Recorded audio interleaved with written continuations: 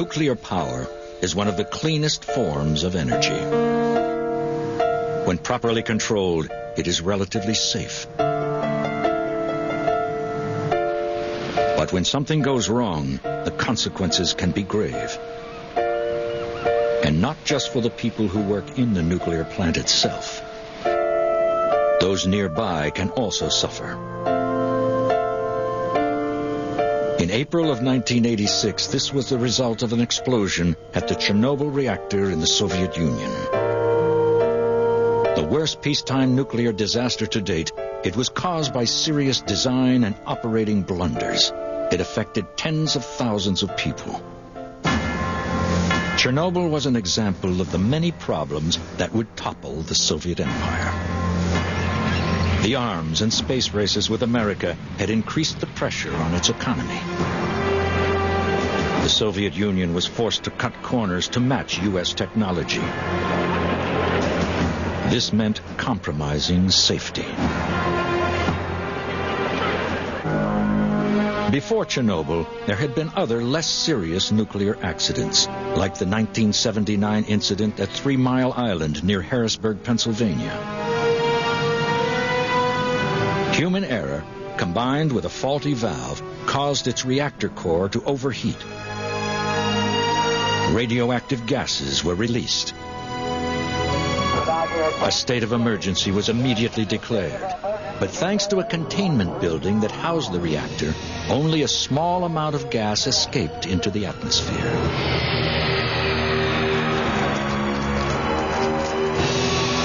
Even so, people who lived near the reactor were evacuated.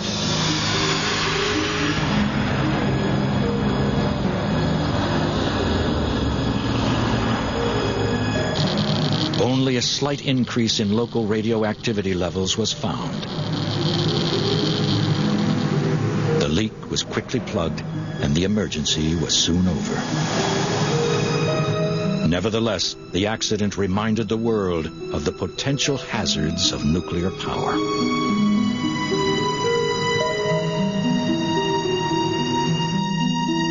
Those who lived near 3 Mile Island, as well as other nuclear power stations outside America, became uneasy.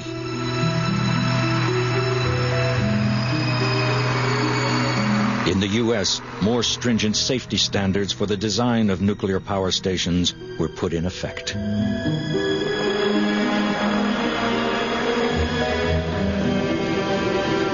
But while much of the world took notice of the lessons of 3 Mile Island, the Soviet Union paid little attention.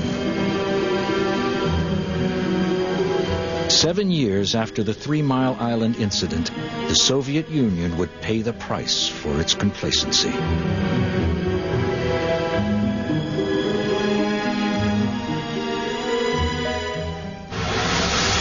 The Chernobyl explosion on April 26, 1986, produced consequences much more grave than those caused by 3 Mile Island. Chernobyl is located in the Ukraine, close to the border of Belarus, and 80 miles north of Kiev. The reactor complex is 12 miles from the town of Chernobyl. Construction of the 4 reactors that make up the complex was carried out during the 1970s. But the complex came under investigation by the KGB for building violations and slipshod practices. This did not bode well for Chernobyl's future. Yuri Andropov, head of the KGB and later the Soviet premier, had to personally ensure that the building errors were corrected. When the reactors started coming online, there were more problems. In 1982, operational errors at the number 1 reactor led to the destruction of its central fuel assembly. There was an escape of radioactivity. In another incident, personnel doing repair work suffered severe doses of radiation. In 1983, Chernobyl's number 4 reactor came online with no public mention of the accidents that had occurred at the complex. The Soviet people continued to believe that their nuclear industry was among the safest in the world. Their complacency would soon be shattered.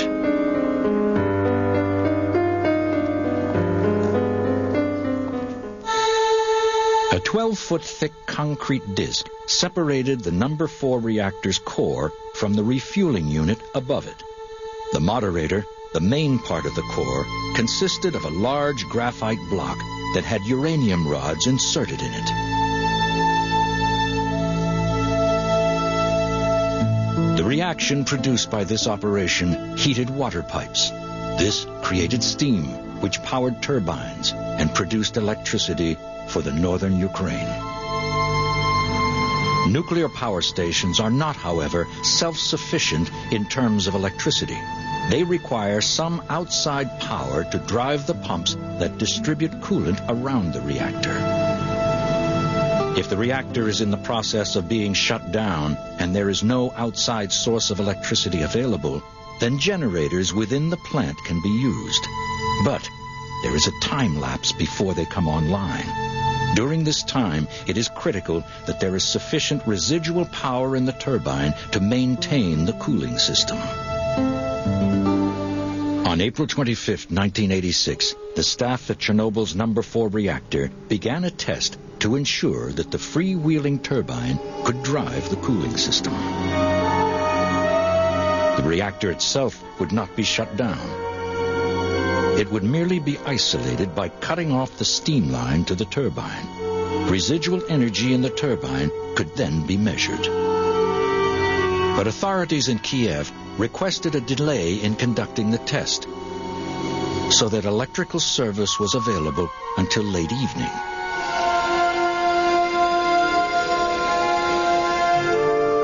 After reducing power, technicians halted preparations for the test. It would be conducted during the next shift, which began at midnight.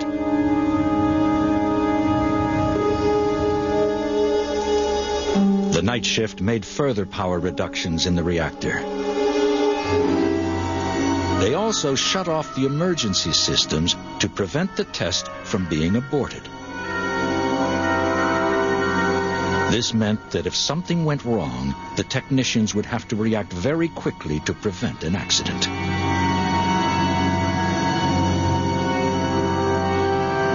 Yet they seemed oblivious to the danger.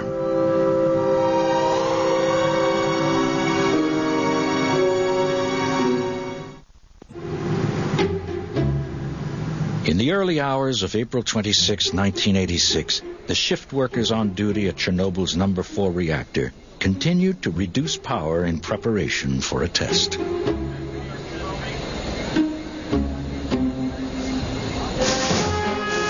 By 12:30 a.m., the power had fallen below normal safe operating levels. Normally, emergency systems would automatically cut in to restore power levels, but they had been switched off. The operators could still rectify the situation by preventing the power from falling further, but for some reason, this did not happen. The power level continued to drop until it was almost zero. At the same time, the core was showing signs of overheating.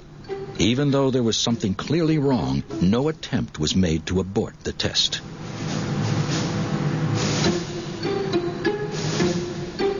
The operators pressed on. Eventually, they realized that they were still losing power while overheating. The operators retracted some of the control rods. This restored some power, but overheating increased, as did a buildup of steam. This created a massive surge of power. To counteract this, an operator pressed the emergency button, which caused the rods to re-enter the core. As he did, there was an even more massive surge of power. This shattered fuel pellets, which reacted with the cooling water and produced a pulse of high pressure. The fuel pipes ruptured. Daylight revealed the impact of the two explosions, one fuel, the other steam, that immediately followed. The protective concrete cap over the reactor had been blown off. Incoming air had reacted with the graphite moderator blocks, creating carbon monoxide. This caused a fire, which quickly destroyed the tar-coated reactor roof. Unlike Western reactors, those at Chernobyl were not protected by containment buildings. This meant that huge amounts of radioactive material were released into the atmosphere. Within the reactor itself, the now molten core glowed a sinister red.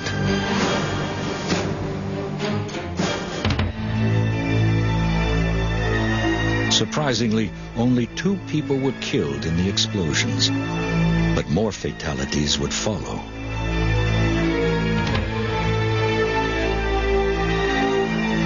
For those at ground zero, it was almost impossible to grasp the enormity of what had happened.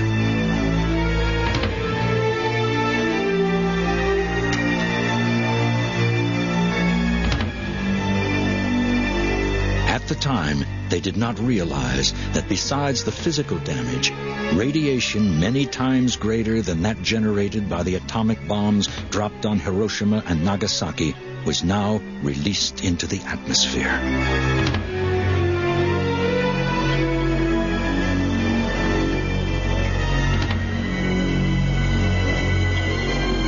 The consequences were potentially devastating. Shortly after the explosions, the duty staff shut down the other 3 reactors at Chernobyl.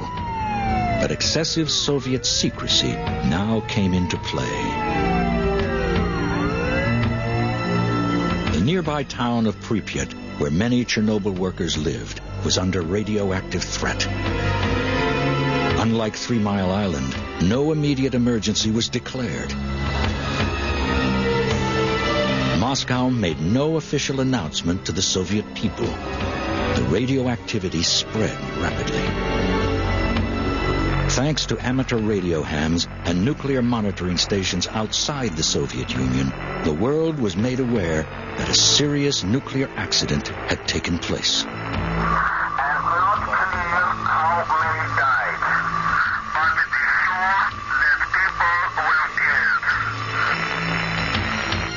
The world demanded that Moscow explain what had caused the accident and what the Soviets were doing to limit the radiation threat. After the 1986 Chernobyl disaster, the Soviet Army and civil defense personnel rushed to contain both the fire and the continuing escape of radiation. Brave volunteers in protective clothing got up onto the reactor building to assess the damage in more detail.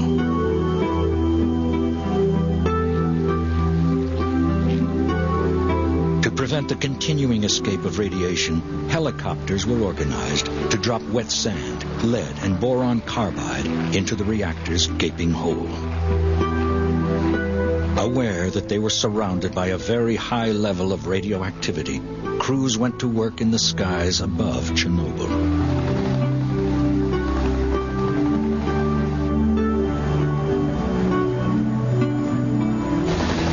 Gradually, they filled the reactor's void.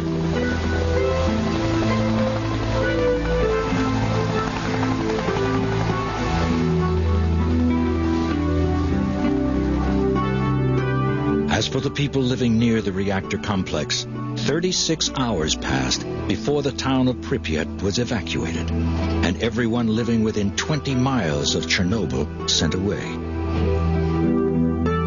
Eventually, at least 116,000 people were moved, leaving Pripyat a ghost town.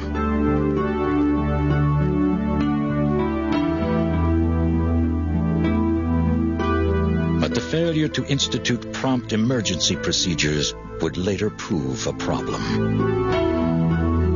Many people in Kiev voluntarily left the city. The reservoir that provided most of their water had been contaminated within hours of the disaster.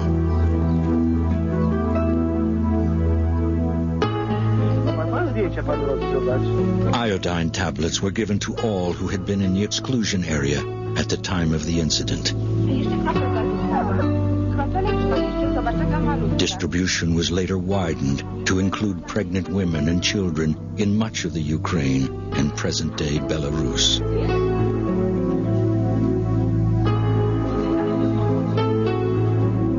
On the day of the blast, the heavier products of radiation spread west to Poland. By day 3, the fallout had spread across a huge swath of the Western Soviet Union and was approaching Western Europe. The following day, Scandinavia and Germany were affected. Within 10 days, the cloud covered most of Europe. Outside the Soviet Union, more stringent precautions were promptly taken. All aircraft flying from the western part of the Soviet Union were checked for radiation.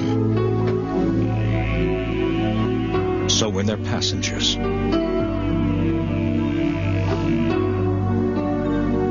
Reindeer herds, which support the livelihood of the Laplanders in northern Norway and Finland, were moved out of the way of the radioactive fallout. In Britain, a major concern was radioactivity in the food chain, especially milk supplies.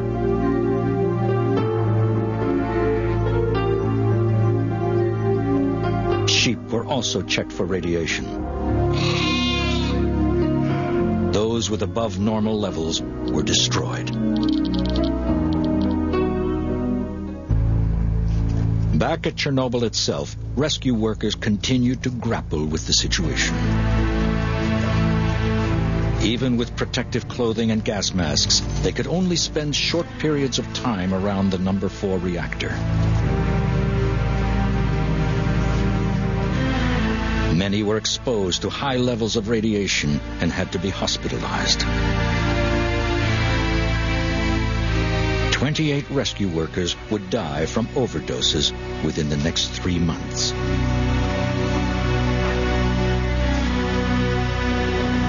The main concern was that the remains of the reactor core could break through the concrete base and fall into the water below, causing another explosion.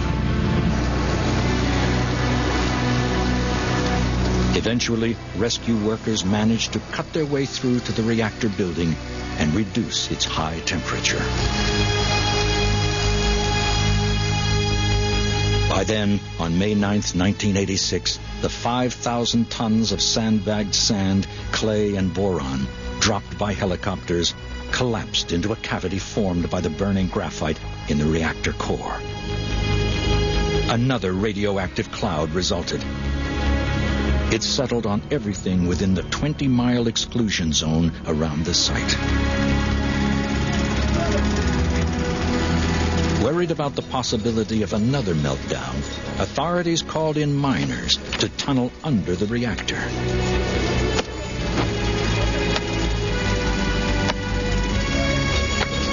They were eventually able to remove the danger.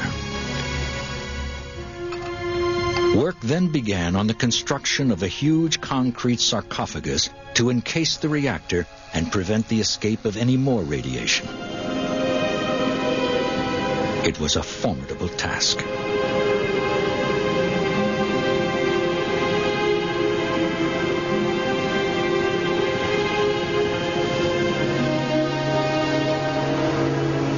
Eventually, the work was completed, and Chernobyl reactor number 4 was declared safe.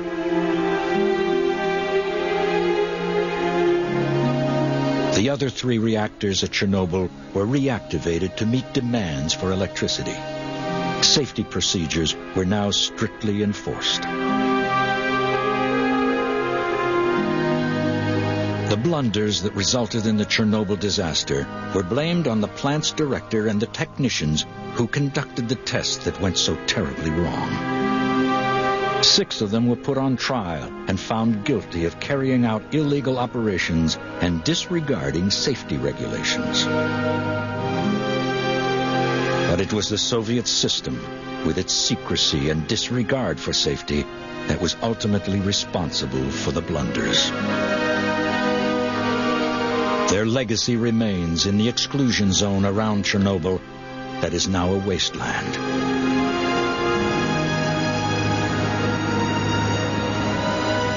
But it is the children who have suffered the most.